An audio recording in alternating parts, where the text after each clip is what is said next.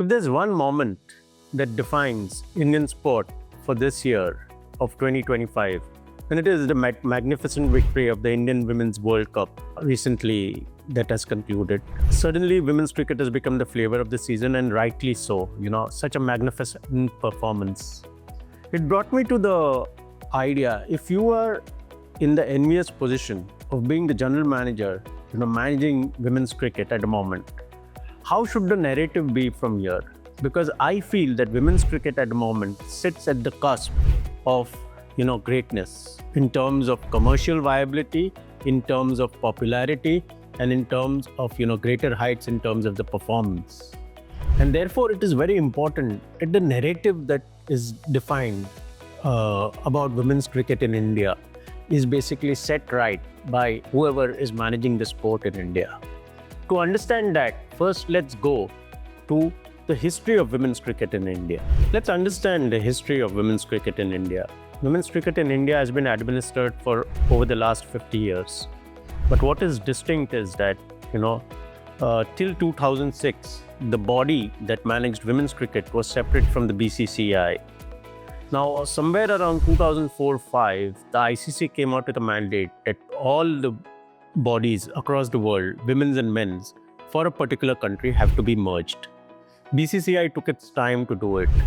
In that interim period, between 2005 and 2006, when finally it happened, there were three main protagonists who did it. There was Professor Ratnakar Shetty of the BCCI. Sharad Pawar was that time the president of the BCCI. And another fascinating personality, a woman cricketer, a Juna Award winner, and a sports entrepreneur, Shubhangi Kulkarni, was part of the women's cricket organization. I'd seriously recommend a podcast, Coffee, Cricket and Baratskaya, done by senior journalist Amol Karadkar of The Hindu. And it's in Marathi, but it's fascinating, where he interviews Ms. Kulkarni. And there's a fascinating aspect, they've covered the entire women's cricket movement in India. And once you understand that, I think 2006 was this threshold moment for women's cricket. In 2005, and many people don't realize, is that without too much fanfare, the Indian women's team reached the final of the World Cup. Again, the threshold moment, and I think a path-breaking moment, was the 2017 World Cup, where India lost the finals closely in England. That's when we discovered, the general public, I mean to say. We discovered the Mithali Raj, the Jhulan Goswamis. New stars emerged in terms of Smriti Mandhana Harmanpreet Kaur, Deepti Sharma. They were all part of that team. And they carried that catalyst forward. That eventually led to a women's Premier League, which was the IPL version of the women's cricket. And since then, there has been no looking back. And this has been the icing on the cake, this magnificent World Cup victory in 2025. I think women's cricket sits at a position which is very, very similar to, women's tennis. They'll go head to head with the men's cricket. Like the tennis girls do with their men counterpart. Similar thing is going to happen in cricket. And this is just going to benefit the BCCI and the game of cricket in this country. So the situation that women's cricket finds itself in at the moment, and if you were the sports manager managing women's cricket in India, what should be the narrative? That was my whole purpose of starting this video. And that is that there is a classic rule in sport, that sport always has to be aspirational. And I'll give you two live examples from the world of business and one from the world of films as to why they did not work. Because they did not follow this principle over there too, where, aspiration is very, very important. So there is this car called Tata Nano. Nothing wrong with the car, great value for money. But they positioned it, the narrative was the cheapest car. And when you make an aspirational product, you talk about it being the cheapest car. Somewhere it doesn't work with the, target audience or the consumer here. And that's why the car unfortunately never picked off. Of course, they are now doing an iteration and they're coming back, and I wish them all the best with that. Another example that I can give you of aspiration and why, sport always has to be, I understand that sometimes, there are these struggle stories, etc.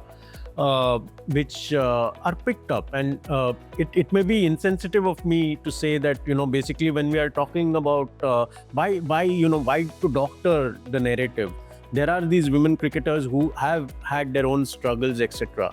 But if that becomes the narrative, that becomes the point of discussion of women's cricket, then women's cricket will suffer.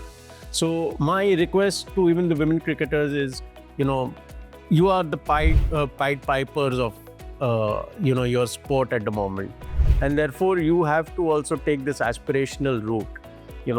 Talk about your new cars, talk about the new monies, the new contracts that you sign. But the past struggles, you will just have to bury it, because in the larger good of the sport, and for it to be aspirational, you will have to define those narratives. And let me give you the example from the world of films. There's this very well-made film called 83 on the Indian Men's World Cup, and that didn't succeed. It had the best actor at that point of time, and it had a great cast, great director with proven track record. And why didn't it work? It didn't work because the whole narrative showed like as if these guys were like some Alice in Wonderland who were playing cricket at the highest stage, and it looked like it was a fluke victory. Well, that's not true about Indian sports people, and especially those cricketers. Some of these cricketers had just beaten the West Indies and had come into that World Cup. So therefore, that whole narrative of West Indies being the dominant team at that point of time and winning against all odds is a separate story. But these were not naive cricketers. These were professional cricketers. Two of them were even world beaters in Sunil Gavaskar and Kapil Dev. Therefore, sports stories don't work unless it is aspirational, unless it's heroic. You can't have a sports story where somebody is a buffoonery character or somebody is not larger than life. It doesn't work for sport, and that's a lesson that I'd like to share to aspiring sports managers, that if you are in charge of a sport, always talk about the positive stories, always talk about the aspirations, and that's what will take your sport forward. So as I conclude this topic on women's cricket, let me just also ponder over another major area, one major happening that is going to happen in the world of women's cricket, and that is the sale of RCB. RCB, if you know, has an IPL team and has a WPL team too. So my first advice to the present owners of RCB who want to sell it, split the two sales. Sell the women's team separately and sell the men's team separately. You will get more value out of it. Secondly, we are hearing about all the prospective buyers, right? There is Nikhil Kamath, there is Adar Poonawala, and there are a few more other business magnates who are supposed to be prospective buyers. And I'd like them to see these, if they split these two buys, to analyze a buy in two ways, like how they basically analyze scripts or shares as we know them. If you are buying the RCB men's team, then you are buying a blue chip company which comes at an expensive value. It's a large cap, okay? And if you are buying the women's cricket team, then you are buying a mid cap with a phenomenal potential to grow. Take your pick. Either buy both the teams if possible, or buy the one that suits your investment the best. So on that note, I think women's cricket is going to be a far, far more fascinating story than the men's in at least the next couple of years. Great developments happening there. And, at the Inner Athlete 2, it will be our endeavor to bring you these latest stories and trends.